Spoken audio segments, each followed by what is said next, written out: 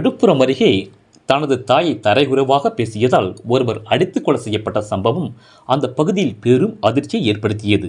விழுப்புரம் மாவட்டம் கண்டாச்சிபுரம் அருகே உள்ள மடவந்தாங்கல் கிராமம் உள்ளது. இந்த கிராமத்தில் 41 வயது உடைய ஐயனார் என்பவர் நேற்று இரவு கொலை செய்யப்பட்டார். தனது தாயை தவறாக பேசியதால் 21 வயதுடைய தமிழ்ச்செல்வம், சிறுவன் வயது 13 இருவரும் சேர்ந்து ஐயனாரை அடித்து பாட்டில்களை எடுத்து அனைத்து இடங்களும் குத்தி படுகொலை செய்துள்ளனர். டாஸ்மாக் கடை அருகில் இந்த சம்பவம் நடந்துள்ளது. இதனால் மடவந்தாங்கல் பொதுமக்கள் பாதிக்கப்பட்ட குடும்பங்கள் விழுப்புரம் திருவண்ணாமலை தேசிய நெடுஞ்சாலையில் சாலையில் மறியலில் ஈடுபட்ட போது கண்டாச்சிபுரம் போலீசார் மற்றும் கோட்டைக்குப்பம் டிஎஸ்பி ரூபன்குமார் நேரில் சென்று கொலை செய்தவரை உடனடியாக கைது செய்வதாக கூறினர். கண்டாச்சிபுரம் போலீசார் புகார் பதிவு செய்து விசாரணை நடத்தி வருகின்றனர். ரேட் நியூஸ் தமிழ் செய்திக்காக துணை ஆசிரியர் விழுப்புரம் ஜோதிலிங்கம். செய்திகளை உடனுக்குடன் தெரிந்து கொள்ள ரேட் நியூஸ் தமிழ் சேனலை சப்ஸ்கிரைப் செய்யவும்.